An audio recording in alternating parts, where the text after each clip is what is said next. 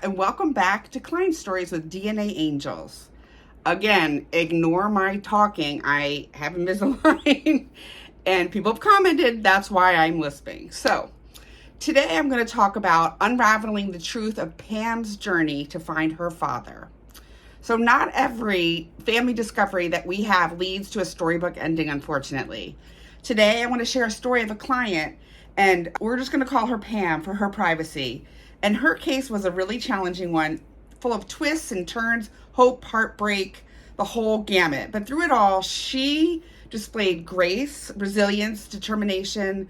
She has got her stuff together. But it's a testament of the complexity of a family and the strength that it does take to uncover the truth. So when Pam first came to us, she was searching for her biological father, like many people are. And she'd always suspected that something wasn't quite right about the man she grew up calling dad.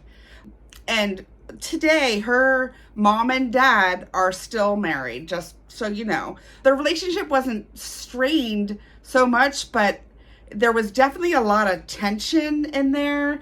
Pam felt like she was the black sheep, which is something we hear a lot from people. It was very painful for her, and she was discouraged actively from connecting with the dad side of the family. So, she grew up with this, and just about 2 years ago, she did an ancestry DNA test and confirmed that it was not her dad. She didn't know who her dad was, but she could tell, this is not my dad. I don't know any people on this side of the family, which we do hear that a lot.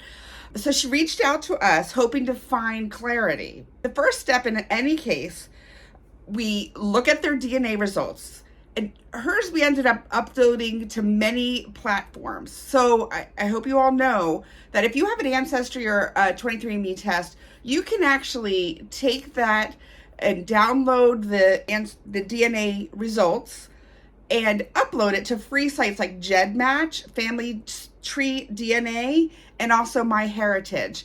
And the advantage of doing this is it lets you fish in a bigger pool. Who knows who tested where. So this is great because then if you don't have a 23andMe test, someone else does, this is a possible way that you can find that match. And, it's like when you're selling a house, the people are like, it just takes one buyer. Well, it just takes one person to take a DNA test if it's the one person you need. Sometimes you'll have to wait for years to get that one test, but you never know. So don't ever give up on trying to find your results. So when her first ancestry test, there were 2 half siblings in there, and I worked those cases to death. I could not find any connections at all. When we uploaded, we found 2 more half siblings. So I was going crazy trying to contact them. Finally, I found them in Facebook, and that's how we reached out to them. Ends up 1 was adopted, and the other 3 just didn't know who their dad was. So we now know who their dad is, but we have not told them. If they come to us, we will tell them. But, we are hoping that could help with some piece of the puzzle. And it was odd. There was no relationship. Sometimes, you'll find a bunch of people in the same area. These people were from California, to Chicago, all over the gamut. So after a lot of analysis and using all these extra DNA matches that we did get in these other testing sites, I was able to identify the MERCA, the most recent common ancestor. And I know we talk about that a lot, how in a case that we kind of work backwards, we take all the matches, find where they connect, and work down and see where there's connections, marriages, people having kids together, anything like that. And we use all kinds of traditional genealogy resources, newspapers, census records, anything that we can find. Directories are also great. But this time I really wasn't being able to tell which MERCA was the dads or the moms. There's a lot of kids. The grandfather, the grandmother. So luckily, if you do upload your information to GEDmatch or Family Tree DNA, you can look at X matches on there. Those 2 sites provide that. And if you know which side is paternal, and we did know which side was her paternal, I scoured for hours through X DNA matches, and I did find one that I could clearly identify was being paternal. So what that tells us is that this person, since they're paternal, they're going to be on our client's father's mother's side, because men only get their X DNA from their mother. So that's how I could say, oh, mom, dad of the biological father, which was great because then I could eliminate a whole bunch of different people, which was super helpful in this case specifically. I was ending up getting down to the possibilities of, for Pam's two different sides of her family. One side, very clearly, I settled on Carl. He was from California. He had a lot of kids who looked like they were NPEs, not parent expected. So I don't know if he knew about them or not, but we got a lot of solid evidence that it was Carl in the one family. But then the other side of the family was Graham's, and this was the maternal. There was several children. Fortunately, I was able to cut out the boys right away because of the X-DNA match. And then there was 2 women left. And then it's like, I really want to get as much information as I can before I let the client know this.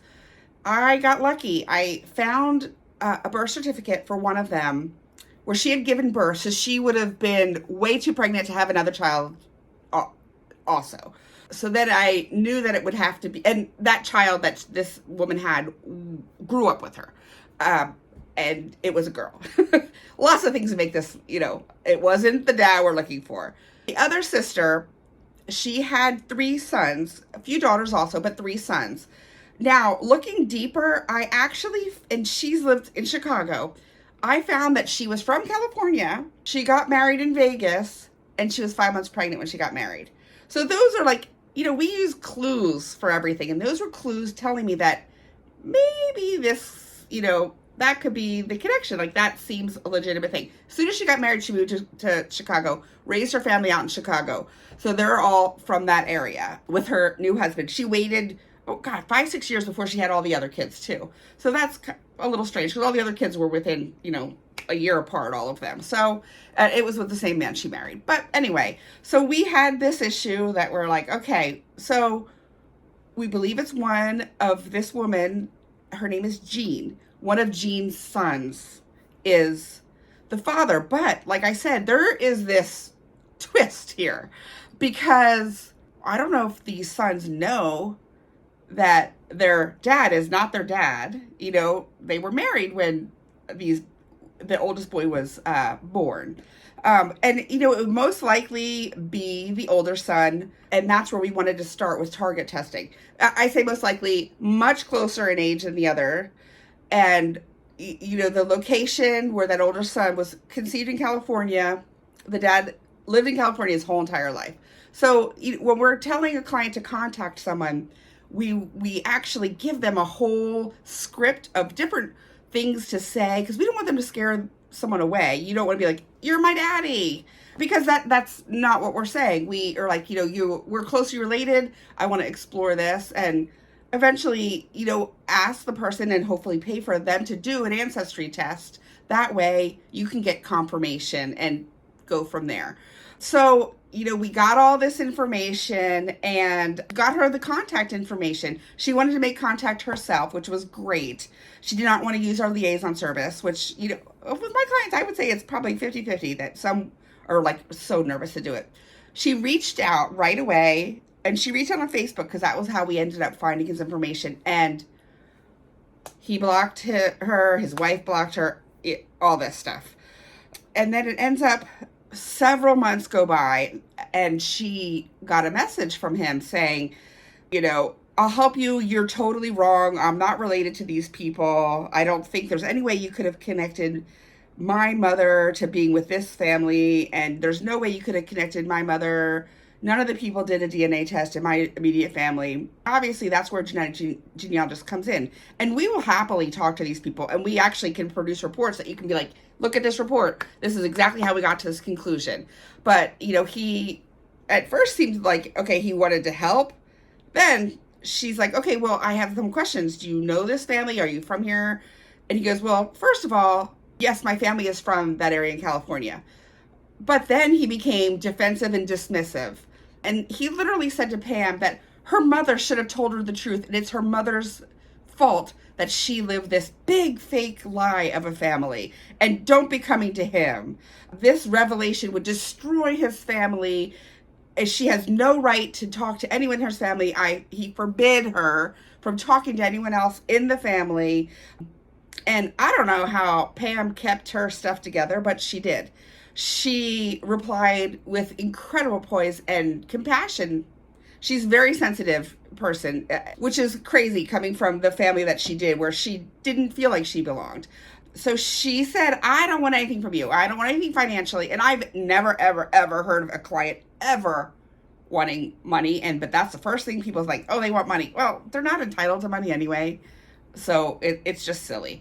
And they just want to know their history or who they look like. Seeing someone who looks like them, that's real. That's a real thing that you deserve. You deserve that. It's not your fault that you were born.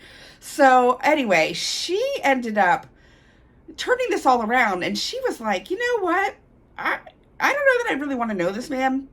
Doesn't seem very nice. And, obviously he has quite a few children that he's not recognizing. He literally told her he had no children, and we could see that he's got like at least 5, and that's 5 that we found. So who knows? It must have been some kind of player back in the day, or I don't know. No judgment zone. But then she came to the realization that it's her information, and that's how I feel. This is her information. So if she wants to reach out to these distant cousins she has, there's no need. There's no, and she's so compassionate. She wouldn't be like, you know what, your cousin had all these kids. No, she would be like, I know I'm related to you. I'm not sure how. I would just like some information. And the neat thing is I actually found her grandmother's high school graduation picture, and boy, does that grandmother look just like her. Just like her. It's crazy. So she has a picture, which is great. The grandmother's alive. So, and she's not that old. So it's not like, she's 95 years old and you're afraid of her dying. But anyway, so Pam is respecting what her birth father said for now. But, I don't know how she has the strength and the poise to treat him so well after he reached out like this. But my heart goes out for her because she came into this because she didn't have a connection, and now she does not have a connection again.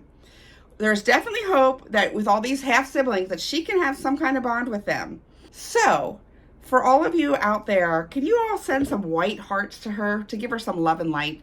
She deserves it. She is a wonderful, wonderful person.